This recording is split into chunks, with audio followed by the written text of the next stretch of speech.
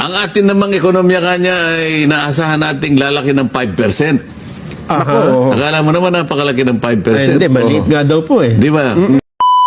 Court na yung 60 billion pesos na nasa National Treasury ngayon ay pinababalik na sa PhilHealth. Yung pondo ng PhilHealth. Sabi ng Supreme Court, labag sa saligang batas yung ginawa nila na yung pondo ng PhilHealth ay inilipat sa National Treasury at gagamitin sa mga proyekto na wala namang kinalaman sa dapat na paglalaanan ng pondong yon. Meron parang charter yan eh, Sen, eh. Hindi daw po pwedeng maamyendahan yung charter dahil lang dun sa isiningit mong provision na pwedeng kunin ng DOF yung mga pondong ng GOCC such as PhilHealth para ilagay sa National Treasury at gamitin sa iba, Sen. Anong problema 60 billion. Tama naman yun eh. Ayun nga po. Hindi mo naman dapat inalis doon. Pondo ng PhilHealth yun eh. Hindi, may tinatanong ko kanina, magkakaproblema sila. Hindi. Bakit magkakaproblema? Sa budget yun, ibalik mo roon. Ibabalik mo lang eh. Hindi, baka naman nagastos na ho yun. Di ba? Ibabalik sa PhilHealth yung 60 billion. Then mababawasan yung National Treasury. Ang pinag-uusapan natin, yung nakaraang budget yan, inalis nila, di ba? Pero hindi pa na ibabalik hanggang ngayon, Sen. Di balik nila. Di mauubusan tayo ng pagkukunan for the 2026. Kukulangan tayo. Mangungutang tayo niyan. Hindi, basta yun, may budget dyan, nilagay nila sa iba. Di balik lang nila.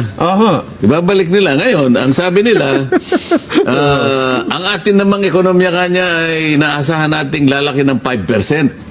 Akala mo naman napakalaki ng 5%. Hindi, maliit nga daw po eh. Di ba? Sabi ko sa kanila, siguruhin nyo kasi ang pinag-uusapan natin dito ay tumataya kayo ng GDP na 30 trillion pesos para suportahan yung budget na 6.7 trillion. 6.7 trillion. Kasi pag hindi kayo tumaas sa GDP ninyo, wala kayong pagkukunan. Dahil ang inyong projected income ay halos 5 trillion pesos lang. Kulang. Sa mga tuwid, kailangan nating mapalaki yung ating ekonomiya. Ngayon, para mapalaki yan, kinakailangan nating ilitaw yung mga sinasabi ninyong mga targets. Kaya nga ano kako yung mga basic assumptions ninyo. Ano ba yung mga indicators? Ano ba yung parameters na sinasabi nyo na tataas tayo ng 5%? Sa tingin ko, hindi lang dapat 5% dahil nung briefing, sinabi na kako ni Secretary Recto, at least 7.5% ang growth ng GDP. At least lang po yun. Para makuha natin yung 30 trillion. Kasi kung 6.7 trillion ang ating budget, 22% yan ng ating GDP. Yung 22% ng GDP na yon, 30 trillion. Madaling kwenta yan eh. Para may produce mo yung 30 trillion, kailangan lumago ang ekonomiya mo na hindi kukulangin sa 7.5%, sabi niya. Ngayon, ang taya nila 5%. Mababa. Di mababa. Yun sinasabi ko sa iyo. Yan ang sinasabi mo kanina. Baka wala silang pagkunan. Problema nila yun. Ayun nga ho. Hindi natin problema yun. Kayo ang nagtakda ng ganong kalaking budget. Kahit naman kayong dalawa magagalit siguro yung asawa ninyo Jen, sinabi ko na sa iyo kanyang ito yung kakailanganin natin.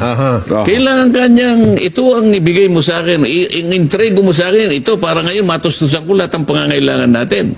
Ano sasabihin mo? Ba't ka nag-budget ng ganyan? Alam mo naman ang kinikita ko ganito lang. Yan ang problema.